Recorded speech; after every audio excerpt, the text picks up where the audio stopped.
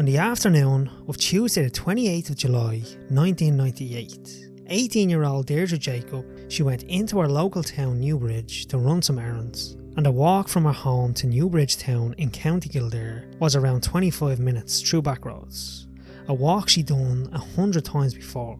Now Deirdre went to the UK for college and she was back in Ireland for the summer, and for the next term she found a place to stay and she had to pay a deposit on that place. And that was one of her errands she had to run that day. So off she went, she left her house and she made her way through the back roads into Newbridge town.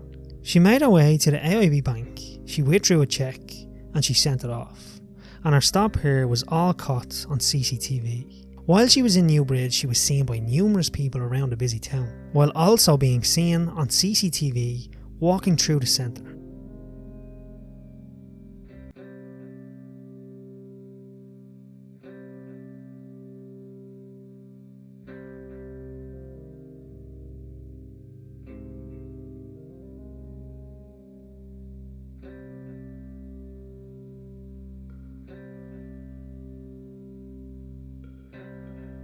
Deirdre stopped off at her grandmother's shop in Newbridge and she began her walk back home.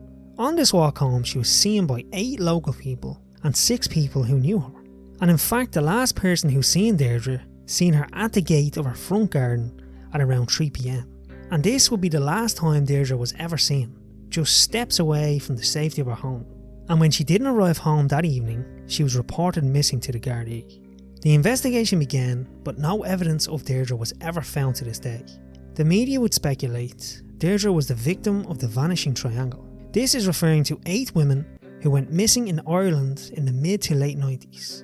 And they were all of similar ages and they actually kind of looked similar. And some of these women may have been targeted by a serial killer operating in Ireland at the time. Deirdre had no known enemies and she didn't fall out with any previous boyfriends who may hold a grudge. In the CCTV, Deirdre seemed very calm, and her demeanour as she walked down the street was normal. There was no one in the CCTV that stood out. She looked normal and the people around her, they just looked normal. Larry Murphy was and still is considered to be a suspect in the case, even if it's just the eyes of the public. You see, in 2001, Larry was convicted of abducting, assaulting and attempting to murder a woman in the Wicklow Mountains. Thankfully, while he was attempting this, Larry was interrupted by a couple of hunters who were up in the mountains that day. They tackled Larry to the ground and they held him there until the Gardaí came. He was convicted and he was given 15 years, but he would only serve 10 and he was released in 2010. Larry was working as a carpenter around the area of Newbridge and he had supposedly done a job in her grandmother's shop. The shop Deirdre went into that day, and Larry's phone number was found among the contacts she had wrote down in the store. The whereabouts of Larry to this day is not known, and Deirdre's remains have never been found and the case remains unsolved. On the afternoon of June 21st, 2020, in Belfast, Northern Ireland, right in the middle of the pandemic, a 14-year-old Noah Donohoe made plans to meet his friends. They were going to work on a school project. He made his way to meet them on his bike and he was carrying a school bag which contained his laptop and books. The journey was brief and it was one he'd done plenty of times before.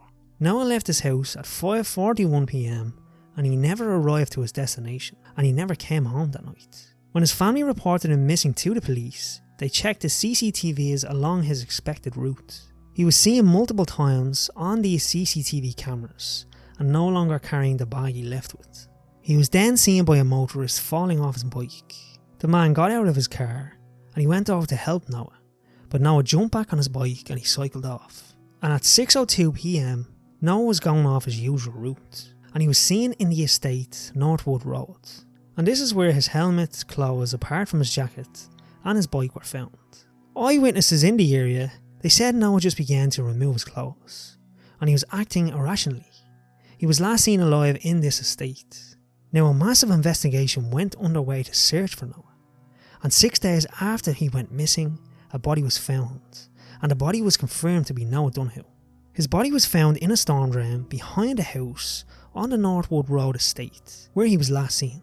The drain was inspected a week previously and it was left unlocked, which could have led him to crawl inside it. The police ruled out any foul play immediately, confirming his cause of death was drowning. The family would not accept this, and they wanted more answers, believing there was more to Noah's death. It seems Noah had some sort of a medical emergency or breakdown, and maybe he just entered the drain himself under mental distress and he ended up drowning.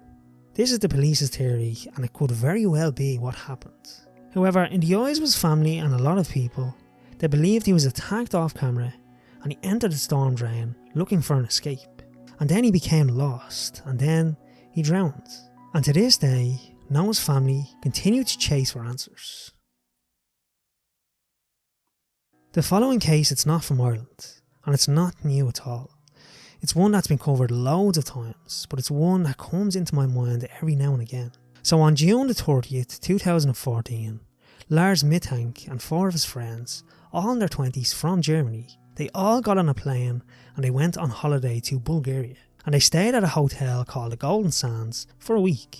They were going on a lad's holiday, to blow off some steam, maybe have a few drinks, and watch some football. Coming up to their final days of the holiday, which was July 6th, Lars and his friends were in a pub watching a football match where there were other group of lads watching the same game. Things got heated and they had an argument, but there was no sign of any punches thrown, and they went their separate ways after the match. Later on that night, Lars and his friends were finishing up the night, so they went to get some food in McDonald's. And this is where they lost Lars at some point. None of them worried because they thought he left and just went back to the hotel. But when they arrived to the hotel, Lars wasn't there.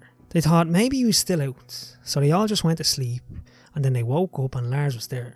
He said he was attacked by a group of men, and he said they were sent from the guys they had an argument with earlier in the day, and he had hurt his ear in the process. After some convincing from his friends, he went to the doctor over there. The doctor said he had a perforated eardrum and he suggested surgery, but Lars didn't want to be operated in a foreign country, and he can't blame him. And he decided he would have it looked at when he got home. The doctor said he shouldn't fly with his injury, and he should hold back a few days and let the ear recover. And then he prescribed Lars with some antibiotics. His friends wanted to stay with him, but Lars convinced them to just go. He would be following behind them in just a couple of days. So off they went, and Lars found another hotel to stay in for a couple of days so his ear could recover. And around midnight that night, Lars called up his mother and he told her to cancel all of his bank cards, and then he just hung up without any explanation. And at 3 AM the same night, he called her back and he was whispering, saying there was a group of men trying to attack him, and he sounded genuinely scared. He then texted his mother and he asked her what antibiotic he was taking. It was called Cefuroxime 500, and he had no idea what it was. She told him it was a commonly prescribed antibiotic and that it was normal. At 6 AM, Lars was dropped off at the airport, and anyone that interacted with him said he was a bit off and he was acting strange. Lars then texted his mother saying he had arrived at the terminal and that he would be home soon. He then went to the airport doctor to have a look at his ear one last time before he flew home, and this was all caught on CCTV. You see him walking into the office where the doctor was, and he had his bags. When he was in there, the doctor said he was anxious, and there was something about him that was off. He then gave him the clear to fly, and off camera a construction man walked into the office, and Lars was visibly spooked. He started shouting, "I don't want to die, I don't want to die," and all of a sudden he got up, he left all of his stuff and he ran out of the door and out of the airport altogether. He was seen climbing over the fence outside the airport, and then he disappeared into the woods which surrounded the airport. And that footage will be the last time Lars was ever seen.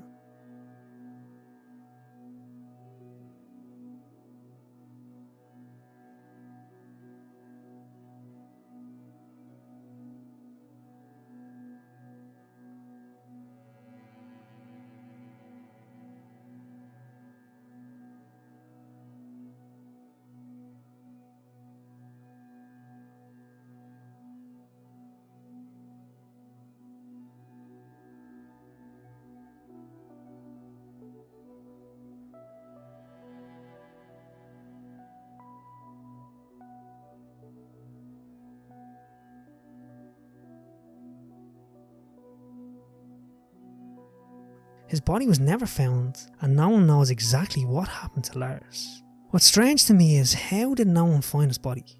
He couldn't have made it too far, especially in the woods. Did they search everywhere?